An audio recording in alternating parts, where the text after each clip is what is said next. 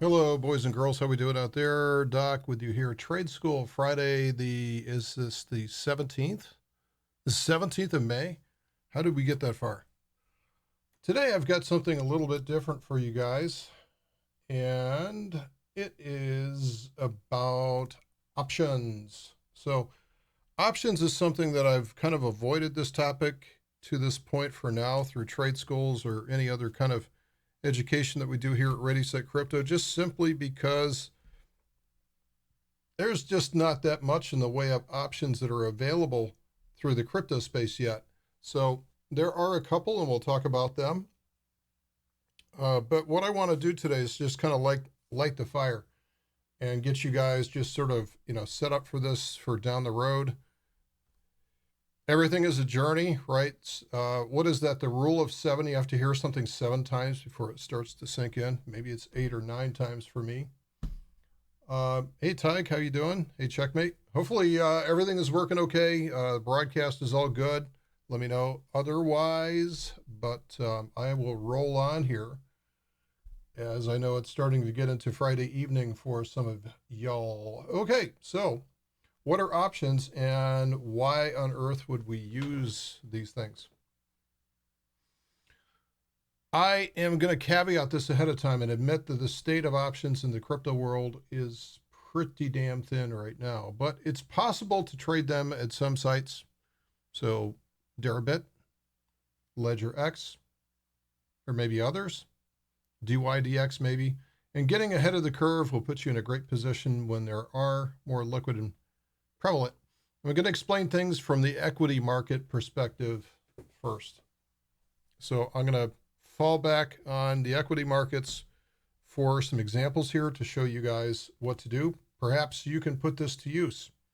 Perhaps you've already got some equity accounts that you can trade and maybe start getting used to this. And then by the time that we do get a full set of derivatives, including options, you'll be good to go. Okay. I'm also going to take a lot of shortcuts today with this. I have been through, I don't know how many options presentations, and most of them get really dry. They start to get into log normal distribution curves. They start to get into probabilities. They start to get into way too much math. They start to explain about time value decay, and some people actually whip out the Black-Scholes theorem and try to explain how options are priced, which in my mind is a big mistake. So right now, you just need to understand what they are, what you can do with them, and then you can always circle back and then find ways to explain to them. Okay.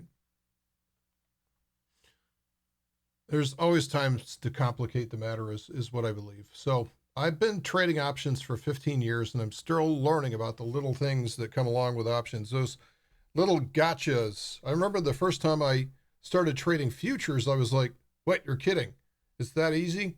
So options will make you better at everything that you do. If you understand options, you can understand just about everything.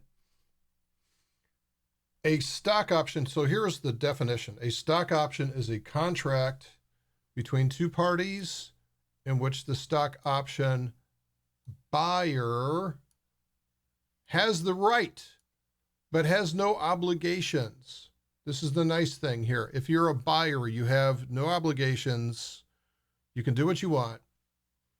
Conversely, that means that if you're the seller, you have all the obligations. So keep that in mind. There is very different roles for the buyer and seller of these instruments, where you don't really think about the buyer and seller of a futures contract or the buyer and seller of a spot currency. Don't really think about that. You just kind of go with it, right?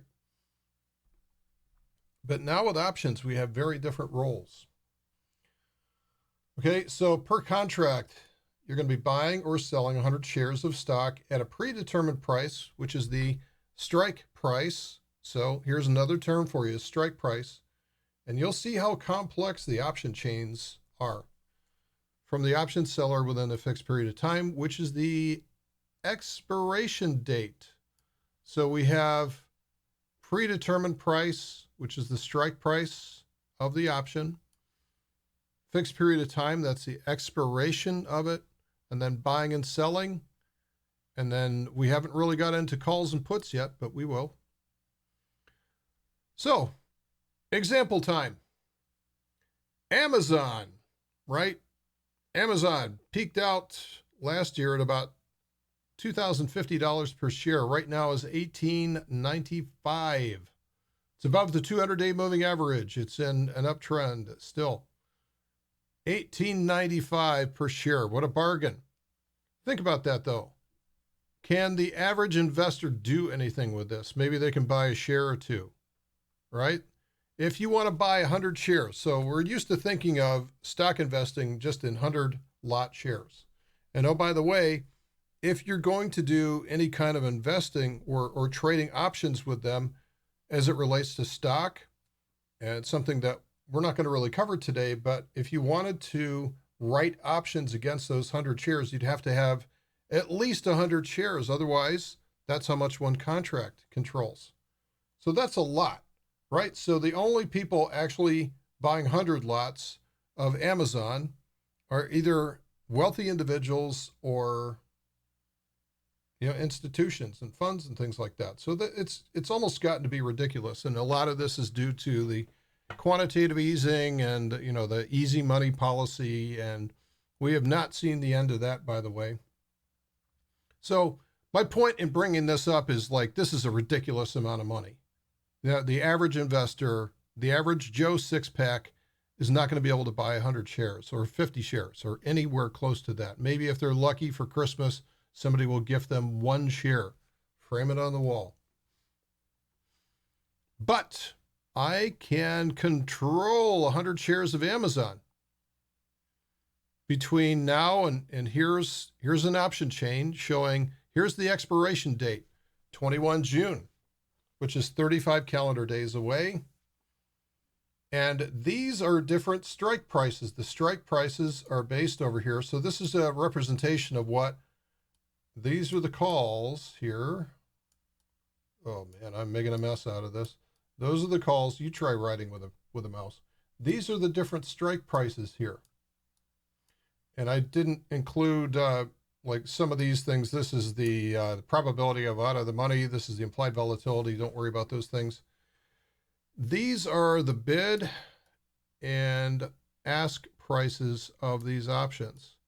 And don't get too excited because these actually represent a per share price. And equities are kind of weird like that. You'll see something like, oh, well, it's only $56 to control 100 shares. No, it's multiply that by 100 and it's about 6,000, right? 56, 5,700, 6,000. All right. So these are called call options, So a couple of things here. Again, strike prices, different strike prices, which relate to the actual price that we agreed to pay for this. And then here's the expiration for those options. There is a limit to how long you can control these shares of stock. Okay, this will make more sense down the road. Or I can flip over on the other side of the option chain and look at put options. I can control 100 short shares of stock. These are called put options, and they're a little cheaper. Can't go into why, but they are cheaper. Here's the bid price. So if you wanted to sell them immediately, here's the ask price. And the one thing that you'll notice is that on heavily traded equities, these are going to be relatively, on a percentage basis especially, very narrow. And that's one of the good things, especially about the U.S. stock market, is it's very, very, very liquid. And so the more liquidity that you have for something, the less monkey business that you have. You make it nearly impossible for one person or one firm to really corner the market or do anything with that. And that's always a good thing. And so there's exchanges all over the world that trade options, but nothing is going to be as deep or liquid as the U.S. at current. Okay. Now it's not necessarily the case with crypto. We have a little bit of a paradigm shift going on here, but not with options just yet. Okay. Call options, put options, expiration date, strike price. Get used to these terms, right? You may not know what that means yet, but it's all right, okay? Repetition, repetition. So options are a leveraged derivative. The leverage is 100 shares of stock per option. That's what we do. 100 shares of stock per option. So let's put this together. If you buy a call option, so this is probably one of the most popular analogies. People are used to doing something like this, buying a call option, right? Call option, you're bullish on the stock. You are controlling 100 shares of long shares of that stock. So instead of paying 189,000, you're paying 6,000. And there's probably better analogies out there with cheaper options, cheaper stocks where we're not paying that much. I mean, you can buy some of these options for $100, $200 to control 100 shares of stock, not 6,000. So if you buy a put option, you're bearish on the stock. So just think when it's long, if you're long investing, calls up, puts down. Call up, put down, almost like a telephone, right? I'm going to call somebody up and then put them down. But that's just half of the deal. You can also sell an option. And oh, by the way, if little Doc in the left-hand corner there gets in the way of anything, just let me know, because I don't pay attention to that. And I will disappear. Poof. I will disappear. So all I've talked about so far is buying options, but you can also turn around and sell them. Sell to open, which is not necessarily naked shorting, but you can sell to open them. It's just as easy. And it's not like, see, I mean, one of the problems is that BitMEX supposedly has options right now. And I forget what they, when I did the futures course, I did a module on BitMEX and I looked at all the different contracts that they have. And two of them are actually options. One is bearish and one is bullish. But they don't allow you to sell the position to open. So that's just a leveraged position. It's awful. It's an awful contract. Never trade that. Okay, wait till you get better stuff that's out there. So they're taking away all the edge from you by not allowing you to sell to open. So now if you sell to open, all of a sudden you have an obligation to fulfill. So if you sell a call option, you're bearish on the stock. So it's the complete opposite of buying a call option. If you sell a put option, you're bullish on the stock. The complete opposite of buying a put option. Yep, yeah, you're right, James. BitMEX is buy only on those things. So think of call options as a coupon or a gift card that you pick up for a set price, right? I'm going to buy this coupon for $40 and I'm going to cash it in for something that's worth $50, right? You'd do that all day long, wouldn't you? Well, that's the intent, right? You buy it for 40, cash it in for 50. You know, that's the idea, right? So think about a coupon. There may even be better analogies out there for that, but that's kind of the idea for it, is to be able to lock in a price on something that you want. You know, we used to have this thing called layaway, but nobody uses that anymore ever since credit cards came in. Yet, you know, this is the whole idea. You might think the item might be worth more in the future. Now, flip that around for a second. If you're the provider of gift cards, I mean, there's got to be numbers behind this, but you've seen these in the stores, these huge racks of gift cards that you can buy for a set fee, right? Stores love this because they give them away at Christmas. They're only going to be as much as the face value on that, which is not going to change.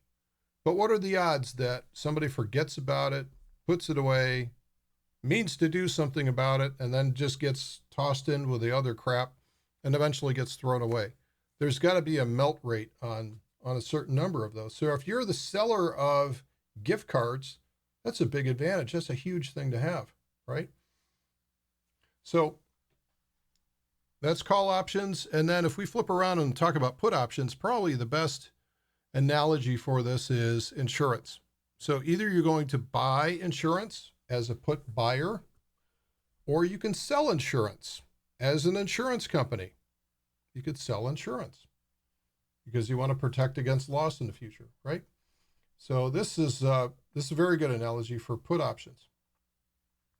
So this creates all sort of flexibility. So now, excuse me, not only do we have calls and puts, but we can go long or short on them. So there's all kinds of different ways.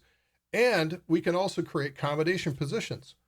Within one position, do you realize we can go long and short, say like call options, on different strike prices? And I can either create what's called a credit spread or a debit spread. One is bullish, one is bearish, depending on where I place them and what strike prices. So now I can create limited risk combination positions with this. It's really cool, right? Today's going to be way beyond the scope of what we can do. I want to keep things really dirt simple today, just so I don't want to blow anybody out of the water or get them like, oh my God, what's he going on about? Okay. We can buy calls, sell puts if we expect accumulation. Both of those are bullish trades. Or we can sell calls, or we can buy puts if we expect distribution. You might be asking, well, why would we do one over the other? Well, there's obviously different reasons, right? Selling calls or selling puts comes with an obligation to it. We want to be careful before we do that. Something else really cool happens when we sell an option, especially if you're the seller of the option. And this is kind of that analogy I had with gift cards that just sort of disappear, right? There's a certain melt. Now imagine if you on the camera here are a fire and I'm holding an ice cube and I get that ice cube, I'm moving in a linear manner closer and closer to the ice cube. The closer I get to it, the faster it's going to melt. Yes? The faster it's going to melt, the closer I get to it. So this is, there is an exponential function. This is where we get into the Black-Scholes theorem and all this other stuff, right? So it's not linear. It's not linear.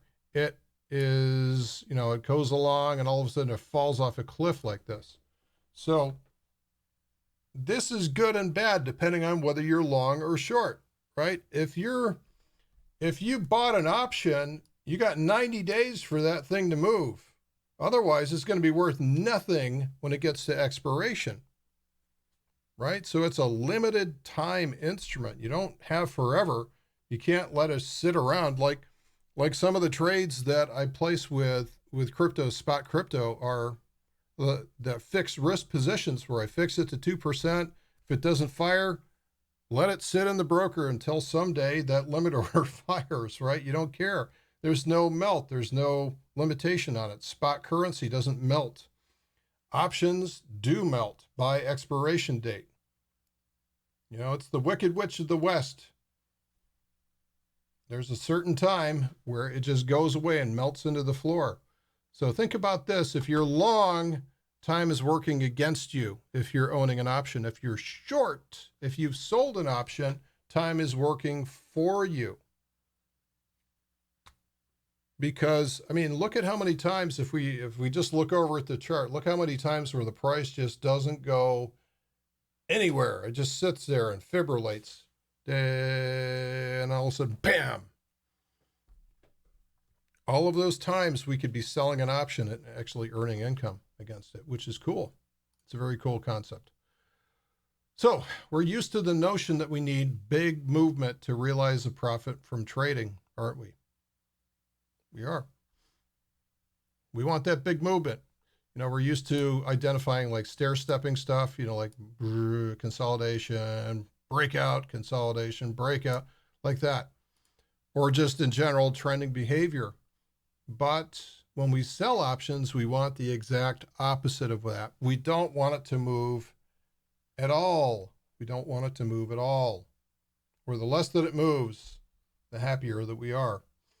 So we can look for conditions that favor price going into consolidation. So this is the good old CHOP index, period 14. And notice that when we get into exhaustion, what happens to the price? It goes sideways. When it goes into exhaustion, it goes sideways. When we get into exhaustion, it goes sideways. So there's strategies that we can set up to look for these sideways periods. So this is why the CHOP index has been so useful across different markets and different applications, because not only can I identify when the price is likely to bust a move, there we go, bust a move, boom, like that. Or here we go, bust a move, boom, like that, right? We don't know which way it's going to go. Price will tell us that. But I'm used to doing the opposite of that. I'm also used to looking for something that's about ready to fade and walk sideways, which can be very, very useful for us, but only with options. So Checkmate saying, so selling an option early in the expiration period gets the biggest return, but carries the most risk. Well, let me go back to that previous slide. So a lot of people will say, you know, if you sell an option way back here, what's good is that you get paid a lot. There's a lot of time premium that's included in that option. And you can get kind of greedy and say, oh, look at all that time premium. This is awesome. The problem is with that is it doesn't melt very fast. So as you say there, the problem that you have is you have too much time risk. You're giving this a hell of a lot of time to move, right? So you don't want to sell something that's too far in advance. Now, the other advantage, because of this big time premium, you can also get more distance. So you can place the position much further out. But there's no free lunch when it comes to options. So the other thing that you can do is you can wait. And some people do this. They actually sell something with only 1 day left of time value in it. 1 day left. But they're right on top of it. They're playing close quarters battle, right? They're duking it out with the price. I mean, you have very little space. So time is your friend in that case, but you're dealing with very small amounts of premium and you're going to get movement. So you have to find a balance that works for you. There's, you know, like typically we'll look for something kind of, there's a sweet spot in here, maybe 30, 40 days that usually works out pretty nicely for most swing trades if you're selling options. Okay, so let's see. All right, so we did this one, and here is a concept that you're probably not used to looking at, but this is called a risk graph. This is an expiration risk graph. So here's a trade. This is just a single contract. And if the price starts here, if it drops too much, then we lose. So here's the 0 line. So this is all red. We lose. We lose this much, but it's a fixed amount. Notice that it's a fixed amount. Also, by the same token, if the price rises too much by expiration, then we lose. We're below 0. But if the price kind of stays where it's supposed to, or within, you know, a statistical valuation, we call this one standard deviation, then here's your profitable zone. So the price can stay anywhere inside of that zone, and here is your fixed profit right there. So again, this is expiration. Now, those of you with sharp eyes can see this rounded line here. This line will actually grow through the month into the expiration graph. So it's a variable thing. It's not like all of a sudden one day you're 0 and the next day you're into full profit, right? Unless you traded this like the day before expiration. So it's very much an analog experience. Like when you start out a position, you're typically in the hole by some amount, some small amount. And then over time, you burn off some of this premium. And then you're what's called a T+0. This is a real-time profit line right here. Will eventually start to rise up, and you'll start to see paper profits for this.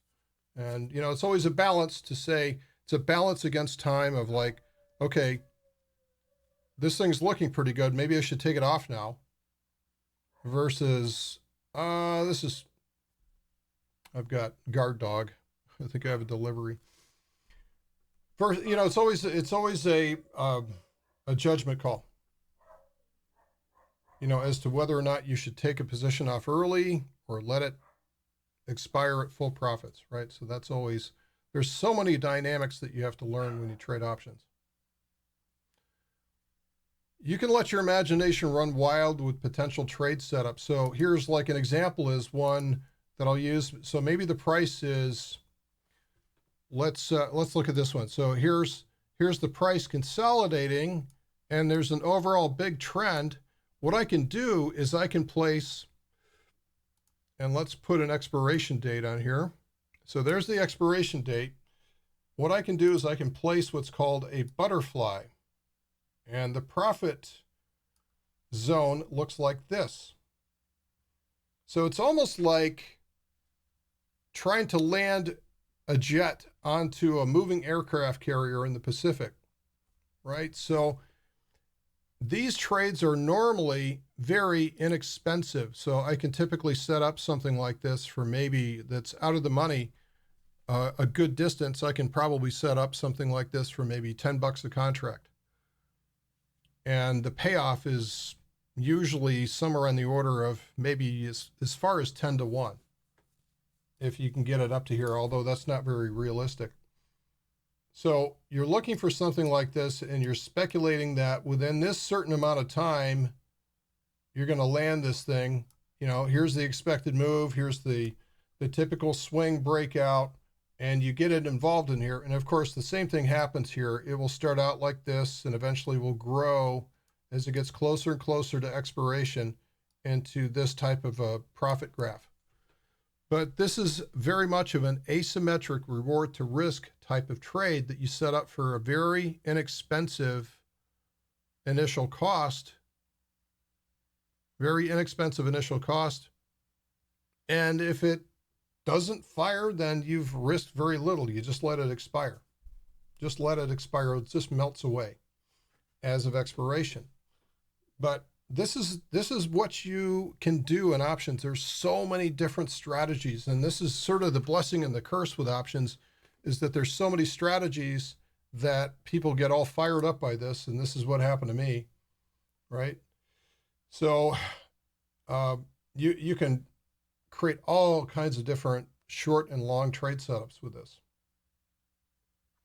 So simplest one is usually the long call option, where you buy a call to create a long position. You're controlling the gains of 100 shares of stock, right? That's the simplest one. That's a lot of what people start with.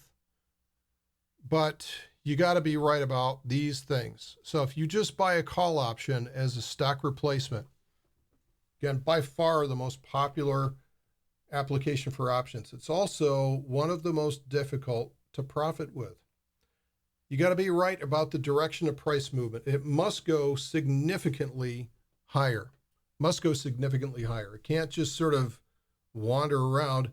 The timing of the move matters. The sooner the better.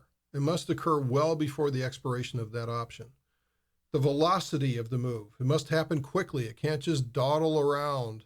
You get the feeling here, expiration is a very real thing here. If you're letting a trade stay, if you're in a long trade that gets out to expiration, chances are you're not going to profit from it unless it's moved a great deal.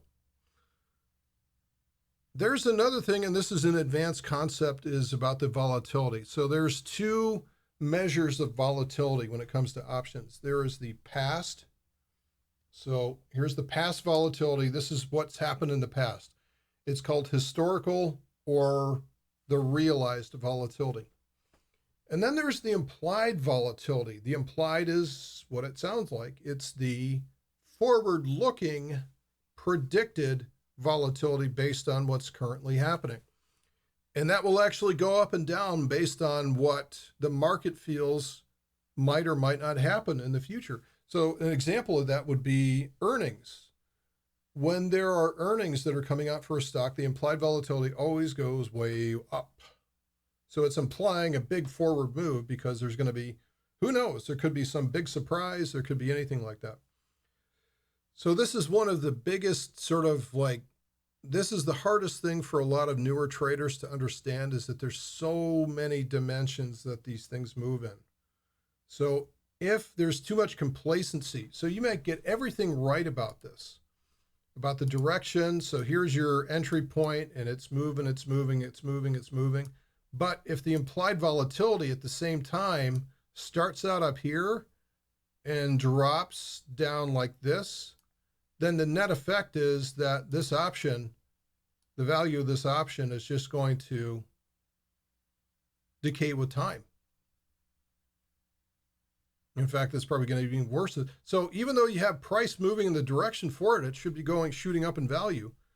It's got a headwind in terms of the volatility, and the overall value of it will just drop. And you're like, wait a minute, I got everything right.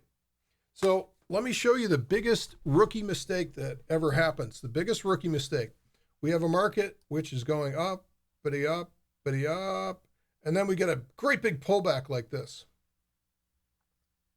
We get a great big pullback like this. So what happens to the forward volatility? It's fear, right? Fear equates to high forward-looking volatility.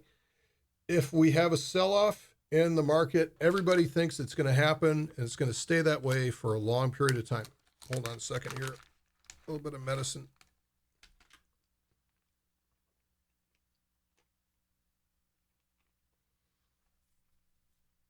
So the implied volatility shoots straight up with this, and the value of this option just gets huge because of that. So you correctly get everything right about spotting the bottom. Maybe there's a higher low here, and you get it right. You get the very exact bottom down here. You buy a call option. The same thing will happen. You got everything right except for the implied volatility. It will crush. This is called a volatility crush. So kind of an advanced concept. But what I'm trying to warn you against is just jumping into call options here, because it's never the professionals that are doing this. The professionals are not buying long call options, even though this is the most obvious application for this at all. Now, if you're a seller of options, so James is asking about sellers of options, this is where you want to sell. So what was the other bullish trade that I talked about? The other bullish trade, I said either long calls or short puts. So a knowledgeable option seller would be down here selling some form of combination put that would almost immediately collapse into near 100% profitability on this trade. Now your gains are limited. The gains are unlimited when you buy a call option. It can go to the moon, and it will track that 100 shares of stock. There's no limit to the amount of profit you can make from a call option. So again, very, very attractive from people that want to get rich quick. And that's usually sort of the technique that's sold by the get rich quick type classes that are here today and gone tomorrow.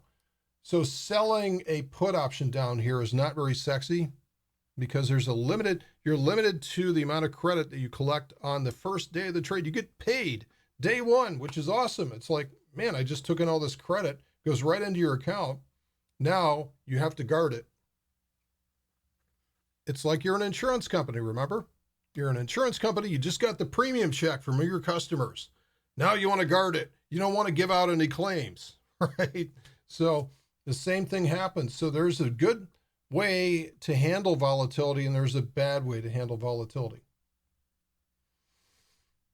Okay, so this is one of the simplest, most apparent applications, but one of the worst performing. So it's worth a try. It's fun to try, but understand it's going to be difficult. So this is what you typically will see in most options presentations that are trying to get you to sign up for some kind of a program. They will say, hey, let's take a typical example here. Let's say we buy the S&P 500 ETF, the spiders, down here at about 274. Okay, so we're going to buy the spider call option right down here at the bottom of this pullback, and we're going to sell this up here at the top over here on April 30th. So again, in on March 8th, out on April 30th. So we may, we cheat, we look forward on the calendar and we think that the trade's going to take 2 months. So with a March 8th entry, we're going to select the May monthly options, of which today is the monthly expiration for that. Surprise. So here's on March 8th, this is what the option chain looks like. And there's actually a tool. This is kind of cool because I can actually go back in time and look what the closing prices of those options are on March 8th. They store all this stuff, all the closing prices. So if I wanted to buy a call option there, these are called in the money. And these are out of the money. So the strike price is above where the price is now. So these are out of the money, like so. So let's say I take the first strike in the money. First strike in the money, which is down here. And here's the bid. Here's the ask price. And so we're going to negotiate in between there. And it's going to be about, let's just say, $7.30.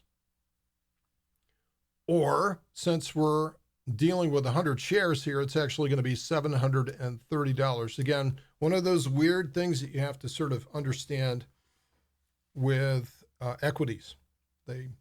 Crypto does not do this. Okay, so I'm going to control 100 shares of the spiders for the next 2 months, March 8th.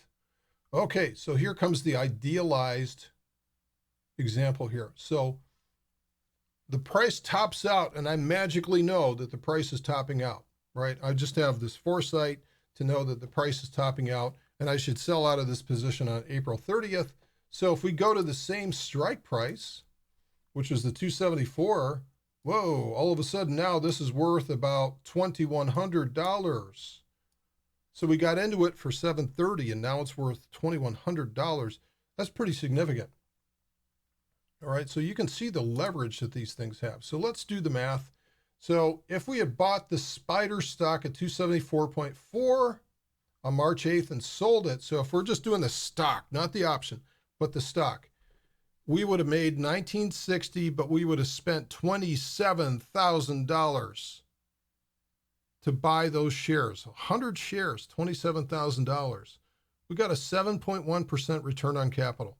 We used up $27,000 to do that. Now, the option went from 730 up to 2100, so it gained 1370, which was 188% return on capital. Using very little. Nowhere near 27,000, we used 730. So you can see the difference. You can see the attraction here, that even though 730 sounds like a hell of a lot, right? Because equity markets are generally bigger, especially with the prices that we've seen over the last couple of years. They're just astronomical right now, which is why options are very popular, because nobody has the money for spending 100 shares for all these, just for the spiders. I mean, seriously. So this is not realistic. This is an idealized scenario, and this is all you will see out there in most presentations, is that, hey, this is what we would have done, and this is what, come on. But it does show the power of leverage. That's all I wanted to show you guys with this. So a more common application, though, for options is something that we tend to see a lot of. And you might hear this referred to as naked puts, and I don't like that term. Everybody giggles about, oh, naked puts, but the whole idea of calling it a naked put means that you don't have enough cash to back up the position. And I do not advise trading in that manner, right? So that's almost like using a margin account. And oh, by the way, you cannot use margin for options. You either have the cash or you do not have the cash. You have got to be able to cover the trade. Otherwise, you don't get to put it on, right? So this is what I correctly here refer to as selling cash secured puts. So we're selling a put. First of all, we're selling the put. And the fact that it is cash secured means that we have the money in our account to be able to absorb the assignment. So remember what we said that selling a put was. Selling a put means that, hey, I want to buy this stock and I'm okay with the obligation of buying it. If I get assigned, I have to buy the stock. So this is a case where we want to buy the stock, believe it or not. You do this where you want to buy the stock, you're getting paid for the pullback. Short puts are bullish. This is a bullish trade. This is a very common and actually very good strategy that I believe even Warren Buffett uses this to augment his gains. So we only do this with an asset that we want to own. If you don't want to own it, then don't do this because there is unlimited downside to this particular strategy. If the stock goes to zero, so does your obligation. So let's say that I thought AMD, so this company makes processors and competes with Intel, was a stock that I wanted. Let's say I wanted to buy this thing because I think Intel's sucking wind and they're not doing well. So here's $26 a share. This is the current price. So I could either pony up for 100 shares, 2,600. Okay, that's reasonable. But that's not good enough. That's not good enough for me. I want a little bit more. So what I could do instead is I could sell the $23 put maybe a few weeks out. I can sell the $23 put and I get paid for that. I get paid for that day one. So I actually get paid to buy the stock at a pullback. I get paid to take ownership of the stock at a lower price than you can buy it right now. What's not to like about this? So this is one of my favorite applications. It's actually been obviously one of the most successful for me over the last few years, just because we've had a market that just continues to grind higher. Now, at some point, this will be, we'll have a musical chairs market and music will stop playing. And I want to be careful about that. But, so here's what I did. I sold 28 June. So that's the expiration date. $23. That's the strike price. That is the price that I'm willing to be obligated to buy the shares for. So if I get assigned, if the price is at or below $23 per share by June 28th, then I have to buy it. As long as I'm in the position, if I allow myself to be assigned, I have to buy it and I'll have to pay 23, even if the price is 22 at the time. I still have to pay it for 23. That's what I agreed to do at the time. But I got paid cash on day one for this position. I got paid 54 cents or $54 a contract when I opened up the trade. So here's the commission for that and that kind of stuff. So sold short means that option was sold short. So I'm obligated to buy AMD at $23 a share if the price is at 23 or below by the 28th of June. Since I sold these to open, if I want to, I can close this at any time I want to. If I lose my nerve or if I all of a sudden realize, man, I hate AMD now, I can close the trade at any time I am not locked in. This is not a binary option where you're locked in for the length of the option and you're flipping a quarter.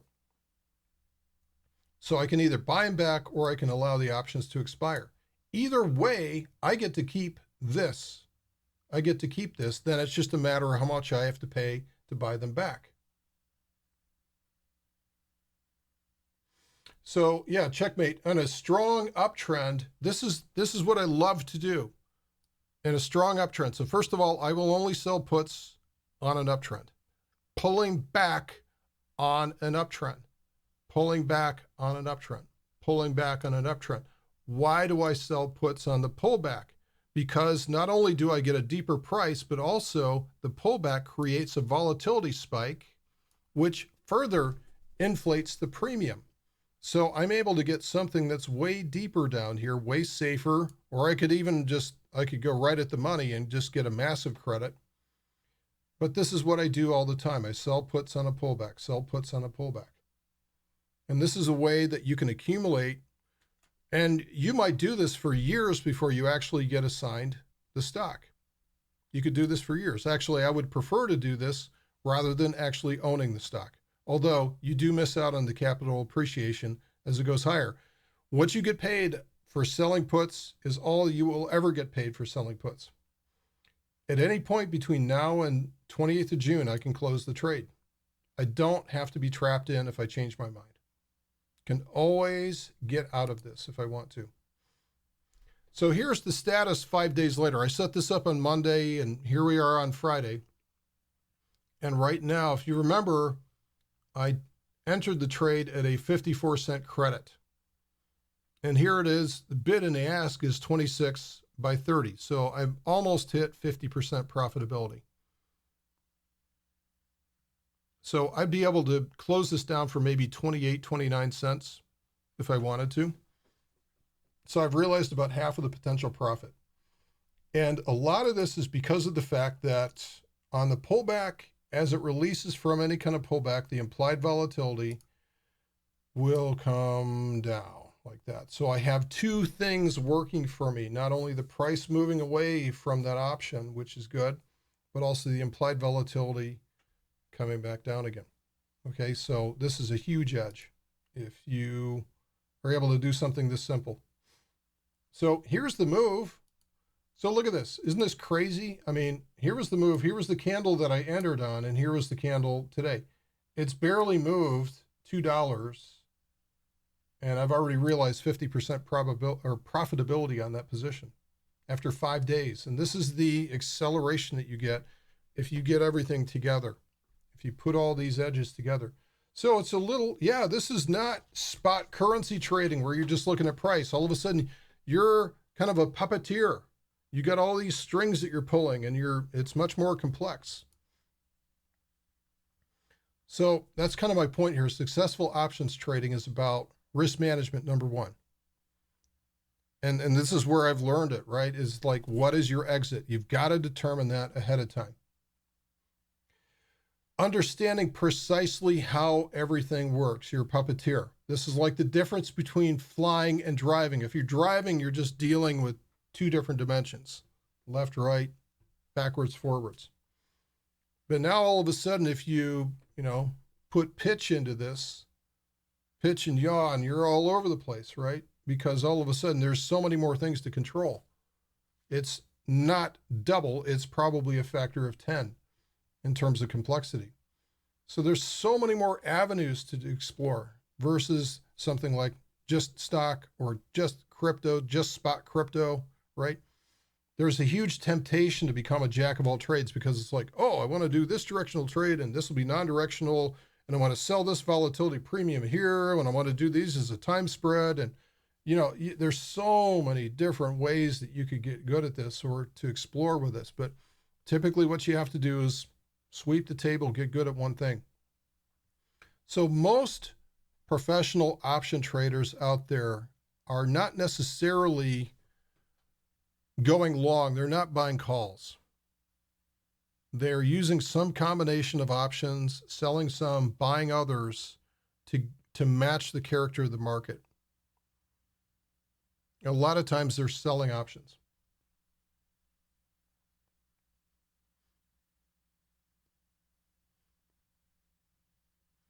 Let's see. So taking this a step further, you could buy the call at the top of the pullback and sell the put at the bottom of the pullback, being on the right side of both if the uptrend resumes. Yeah, the problem is buying the call, you're going to run out of time. Unless you buy something really expensive, eventually that long call will, if you get a violent move, you get a really nice slingshot off the bottom, that call will go in the money and you'll start to see profit with it. What a lot of people do is that they will sell premium, they will sell options to be able to finance the long options, right? So it's sort of so they're setting themselves up with asymmetric reward to risk, but they'll sell options very strategically so that they're not doing a cash burn down so that they can afford to buy something. That's what a combination position really is. Short puts, covered calls. So a covered call is, so let's say you get assigned the stock eventually that you wanted to own.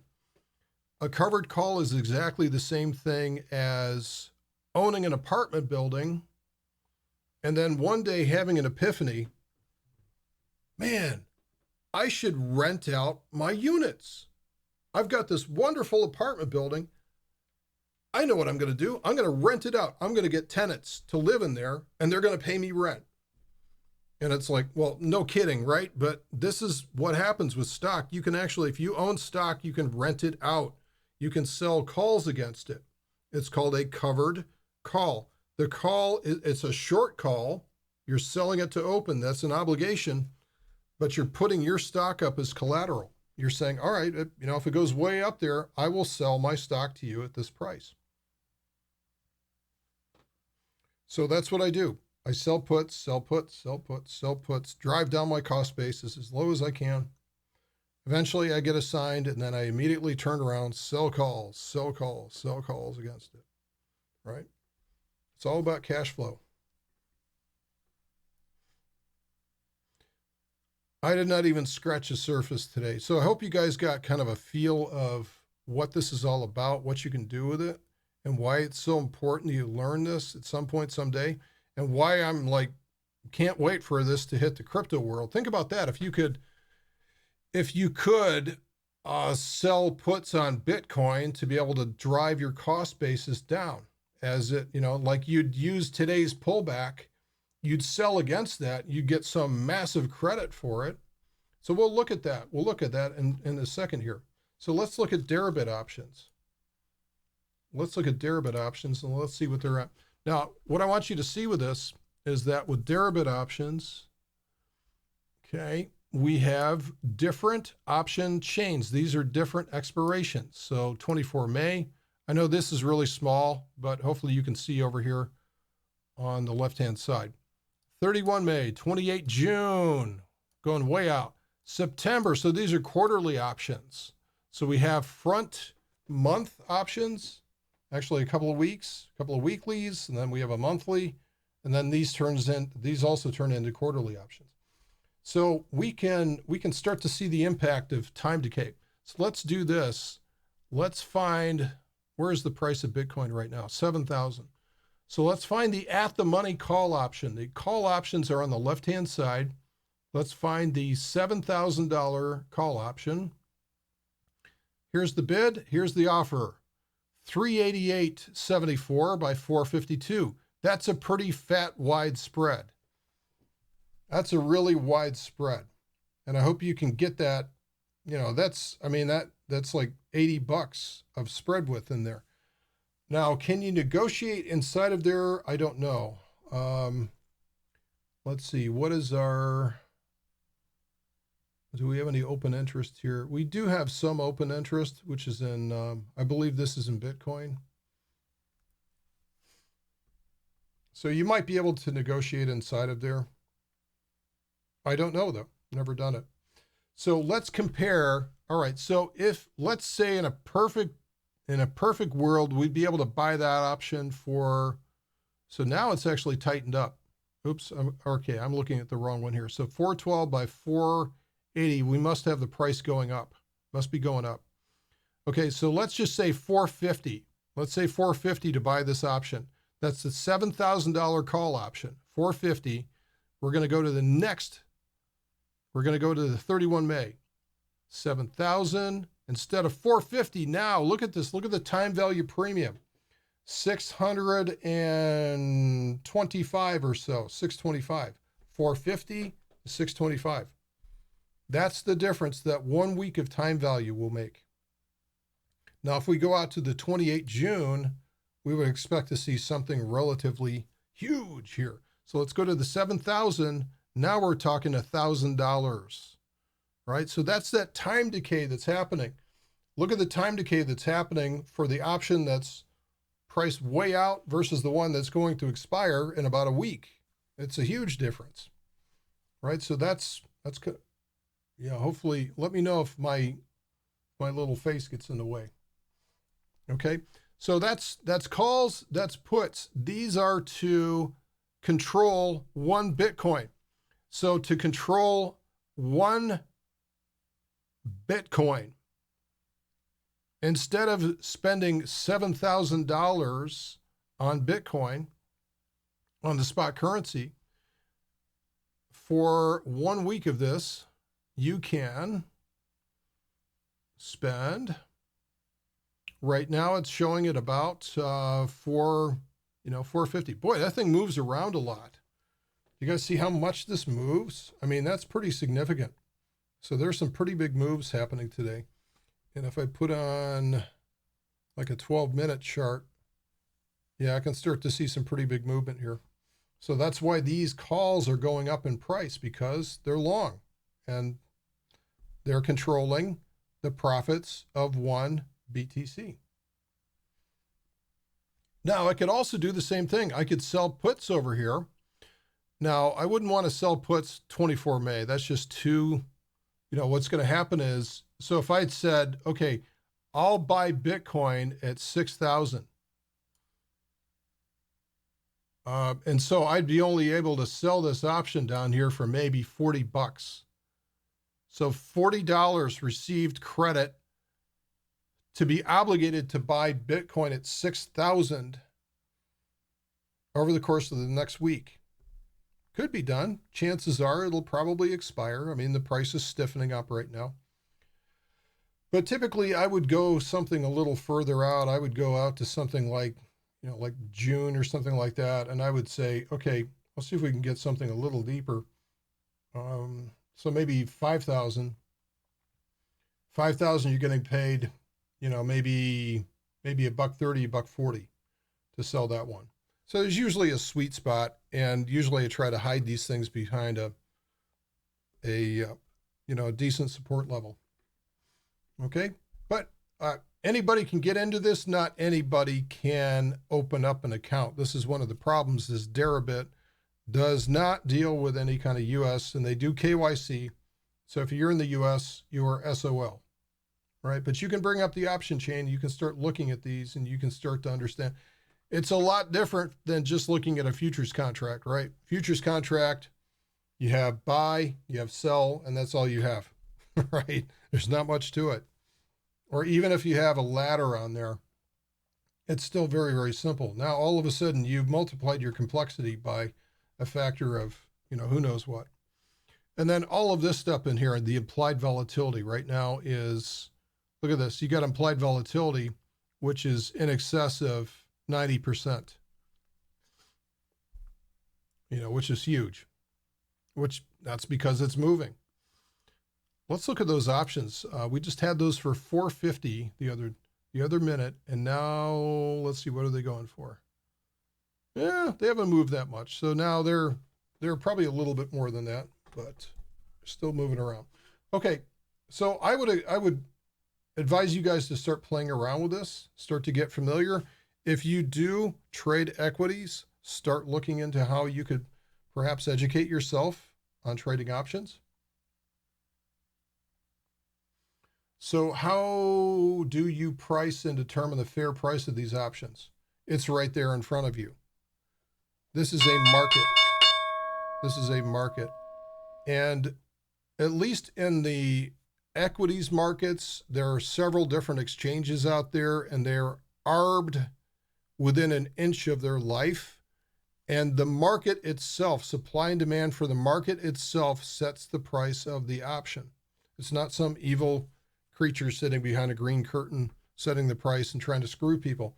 It's the actual sentiment and fear and movement sets the implied volatility, sets the pricing of the options. Oh, well, I said Black-Scholes. Black-Scholes is the only algorithm, but people trying to explain the Black-Scholes algorithm on day one, learning about options, I think is, it's something where if you really need to know how that engine works, you can dig into it and you can understand the timing and the duration and the cam lift and, all that other stuff, the cubic feet per minute of the blower going into it. You can do that, or you can just drive it and you can understand the limits to it. So Black-Scholes, I think there was I think probably what's more important than Black-Scholes is the understanding the statistical probabilities of something. So when I look at this, I can look at, if the current price is now, it's up to 71.30. So we're still looking at this. So what this tells me is that one standard deviation, if I go long on both of these, I'm sorry, this is wrong. If I go long on the puts and the calls, this is called the at the money straddle. So if I go long on not only the calls, but the puts, and so this is going to run into somewhere on the order of, $700.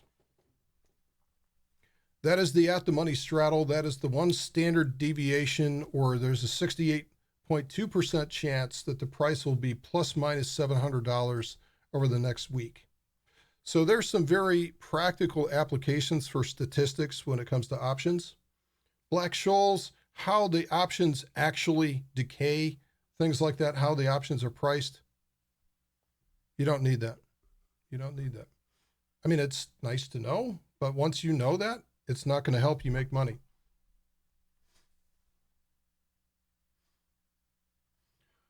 Let's see. Some examples of option combos using the CHOP index as an indicator.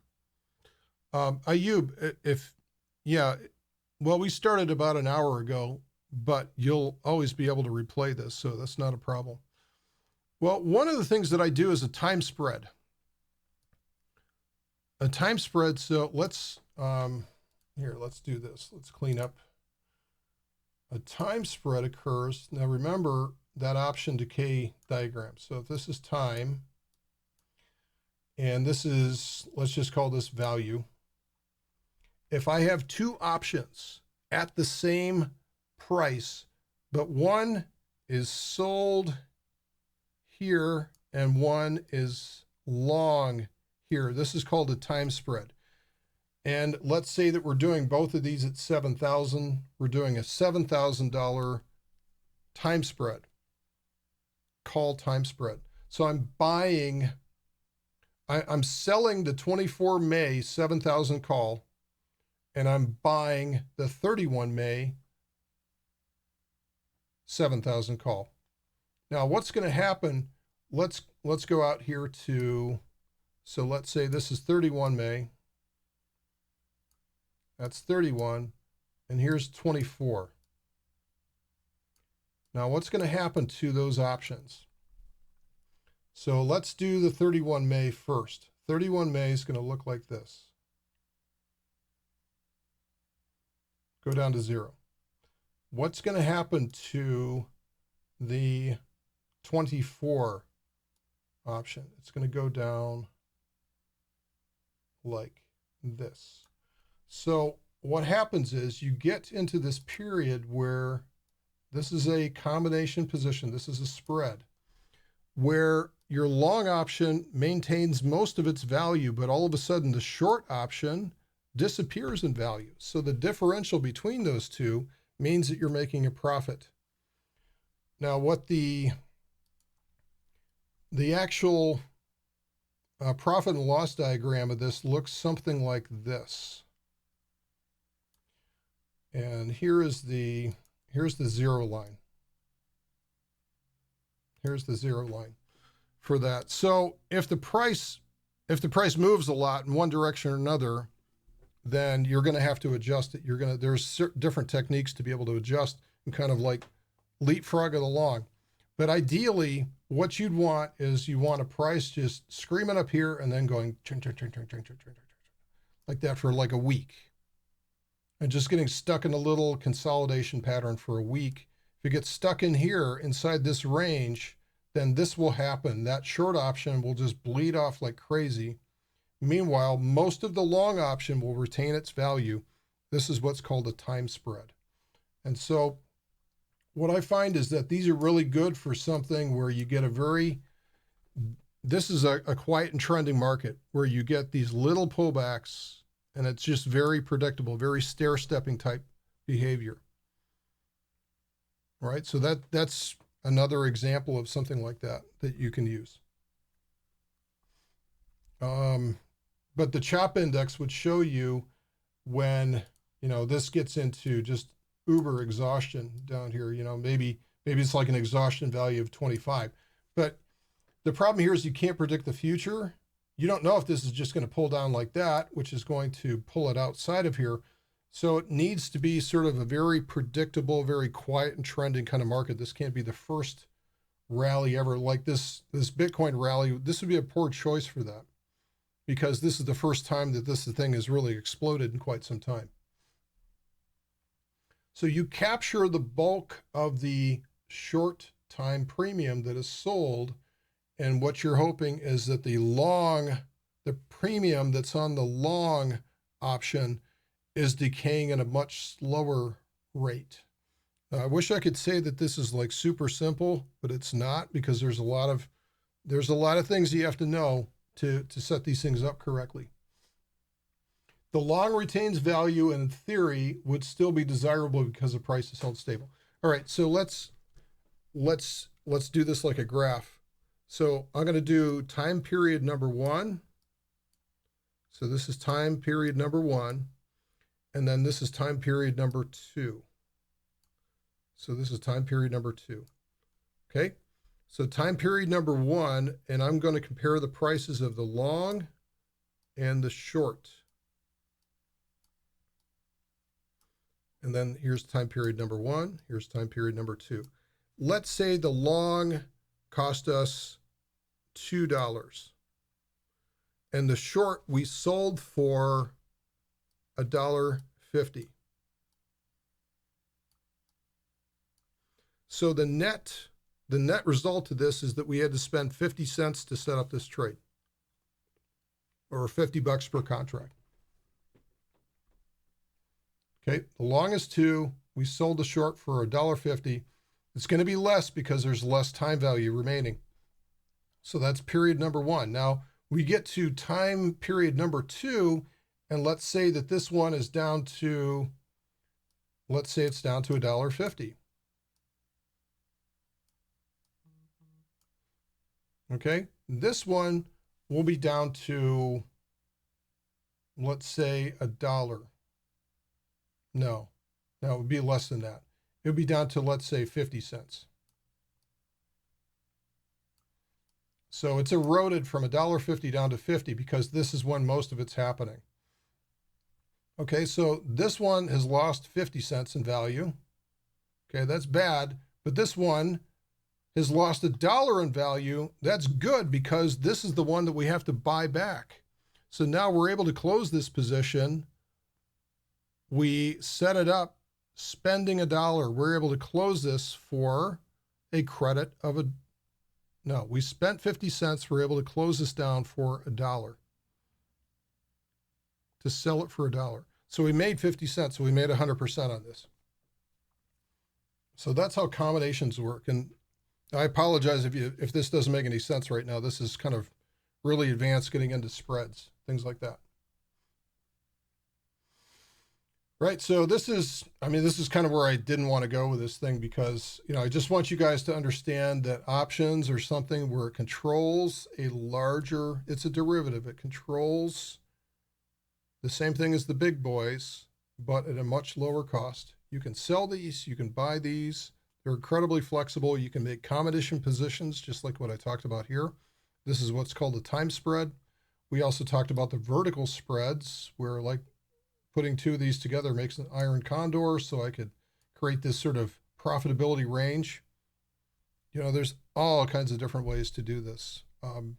When I finally quit my job and decided to trade for a living was when I nailed the iron condor. And I was kind of like, back then, I was kind of the only guy doing these things. And it just happened to work really well, because that's how the market was working. It was not moving at all back then. And so, week after week after week, I was able to sell these things and collect all this time premium and manage my risk and learn how to close these things down properly, so that when I did lose, I didn't lose too much. So that's always the game with this, is understanding how to manage your risk. Okay, guys, any final questions? That's the introduction to options. I didn't want to get too deep into this for today. Didn't want to scare anybody off. So if there's anything else, let me know, or you guys know how to get a hold of me. Although starting on Monday, I'm going to be kind of difficult to get a hold of because I'm going to be heading over to the pond. For those of you that will be anywhere near the London area, I will be at Waxy's on Tuesday night, I hope. Okay, so checkmate. Let's see. For Bitcoin's price action recently, what are the most applicable strategies? Well, let's bring the chart over here. Let's get rid of all this stuff. We bring over the charts. Let's put it on the daily chart. Okay. Bam. So,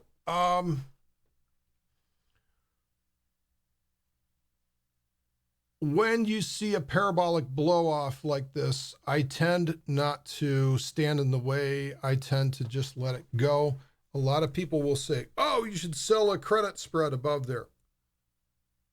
You know, and maybe you could have sold a credit spread up at 10,000, right? So you're selling your net short a call, and it's a combination of a long call and a short call. So it'd be a bearish trade above what you consider to be resistance. But I hate doing those because I've been run over by those before. You just don't know where these things are going to stop. Once you deal with this raw emotion, you just don't know where it's going to stop. And nobody knows. Anybody that purports to know is full of it. Now, on the other side, in the middle of an uptrend, if you do have a scary pullback like this, this is where you can sell either short puts or you can sell put credit spreads. So, I mean, if you could sell something, you know, like during the middle of this, and this is where I'm always telling you guys, it's like the best trades feel terrible. Can you imagine? You're sitting out there, the price is near 6,000, and you're saying, okay, I'm going to set up a bullish trade down here. It's a bullish credit spread. As long as the price stays above 4,800, I keep the credit that I receive. And right now you'd be massively profitable, but that would feel absolutely horrible to place at the time. And you'd have to be up at, 1 o'clock in the morning. Let's see, Christoph. Seems like trading options is rather for seasoned traders. Well, you know what's funny is that it almost seems like, Christoph, like there's the last 10 years that there's just been this dip. You know, we got to 2008 and all of a sudden it's just like, you know, we've been slowly working back up again. And back here, everybody was trading options and stocks and all that stuff. I mean, it was massive. It was just taking off. And what happened during the initial part of the crash is that a lot of people just walked away. And the big difference was the younger set did not pick it up. The younger set did not pick it up. They said, I don't trust this market. I don't have any money anyway because I'm full of student debt. This is all crap. This money system is crap. So there's a lot of people, there's a lot of younger folks that have just never picked this up. So these techniques have been around for a long time, but you know, it's mostly used by older guys that are trading the market, that are trading the equities market. So eventually what I see happening is that a lot of the same things will come to the crypto market. And there's going to be this big black hole of knowledge for this. I don't think it certainly is more complicated. It is certainly more complicated, but that doesn't mean the technical analysis is any more complicated. It's exactly the same thing. What you're trying to find is a technical and a statistical advantage at the same time. So yeah, it is a little bit more complicated. But if you think about it, the reward to you is that you put yourself in a much higher probability of winning a trade if you do that. Right? Because all of a sudden it's more of a statistical probability instead of a genuflect, get down on one knee and pray that it goes higher or lower, depending on which way you take it. So any directional trade starts off with nothing better than a 50% probability. In fact, it's even lower than that because it could go sideways. But you can set yourself up in a trade that from the very get-go, you've got higher than a 50% probability of success on that. And that's pretty good. And that does build confidence if you can manage your risk properly through that. So yeah, I mean, I try to keep things simple, James, in terms of this, like, if the price is going sideways, then you could, the problem here is that with sideways price action, that you're playing close quarters battle.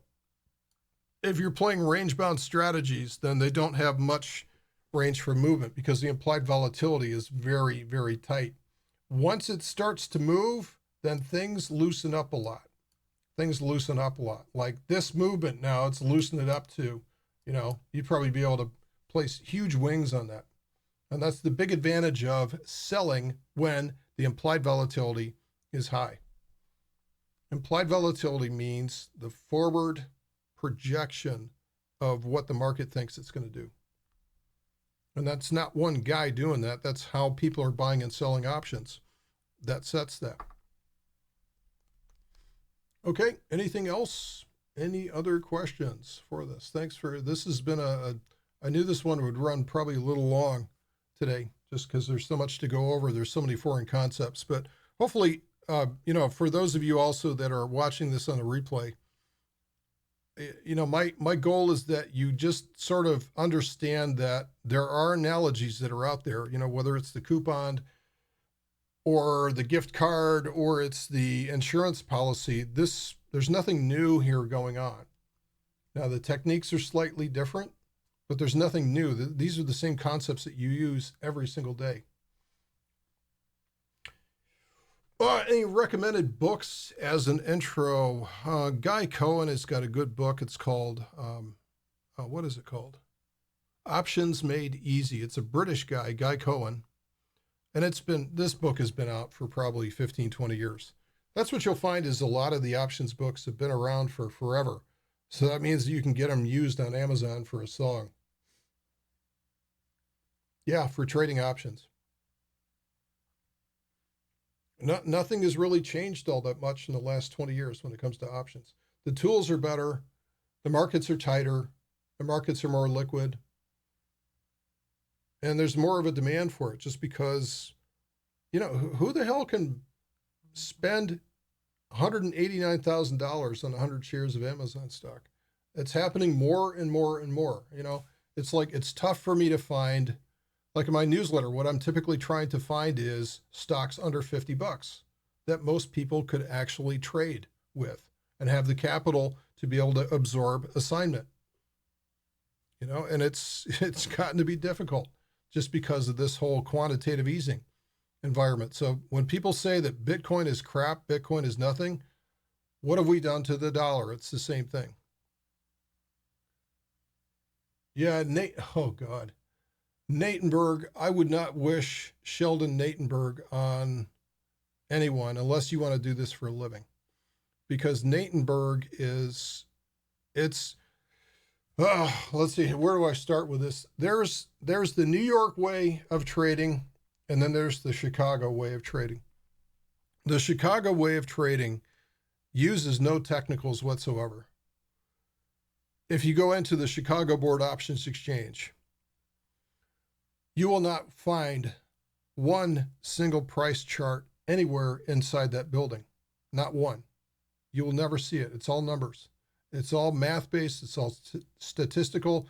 You'll see strike prices. You'll see prices for strikes. You'll see implied volatility numbers. It's just all numbers. The price discovery was not through charts. It's through the pits, that, although they're all being replaced now. The New York way is much more chart friendly.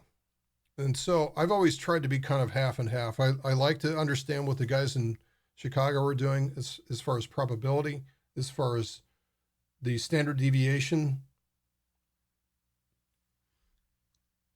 But I've always, felt that there, since we're not in the pits, we have to have that price discovery of charts. You got to have one with the other. So even less than 50 if you're in Poland. Yeah. Well, that's why options are popular, because people can leverage 100 shares for much less than they could for stock. But you got to know what you're doing. So please don't go out there and start trading options until you do some research in this and find your one thing. It's just like everything else, except even more so. You really, really have to find just one thing and focus on that to get anywhere with this, and do it over and over again. Now, another good news piece here is that there's a lot of very good sim interfaces that are out there. A lot of very good paper interfaces that are, just as good as trading the real thing. So you can really learn for nothing until you get good at this. Yeah, fortunately now you have crypto. So again, the reason why I have never done options in here for the last year and a half is because crypto really doesn't have options yet. Really, to me, I mean, what we're seeing here with Deribit, yeah, it's kind of, look at how wide the spreads are. I mean, this is like, for most people, this is unattainable. This is just way, way, way too wide. And it's also moves around a lot, which can be good and can be bad if you're not used to it. So I'd be very careful before you start plinking and plunking on Deribit if you can. There's another firm which is in the US, which is for accredited investors only, which is called LedgerX. And it's kind of a crying shame, actually, because there's a chat window over there and you see people begging each other, hey, can somebody take these, 7,000 calls off of me? And it's, it's like there's just no liquidity. You got to have enough liquidity to make a market. Think about that. For when you're trading futures or when you're trading crypto, this is a market, right? This is a market where you're buying and you're selling, and you got volume in there, and you got to tighten it together. And that's what we're all trying to do, is we're all trying to get tight markets. And so it's easy for you to buy something and sell it out later, that you don't have to beg somebody to buy it off of you. But each one of these strike prices represents its own market. It's its own market. And then you multiply that by next week's options, and then next month's options, and then next quarter's options. And, there's a lot going on here. And you're not always going to get good fills on this stuff. Look at these things. I mean, look at how wide these spreads are. But this is where you got to find your one thing and get very, very good at it. Okay, guys, I'm going to wrap it up here. This is way too long already, so thanks for hanging in here on a Friday night, Friday afternoon. Hope you guys have a good one, and I will see some of you across the pond here before long. All right, everybody, you guys take care, and I will see you shortly.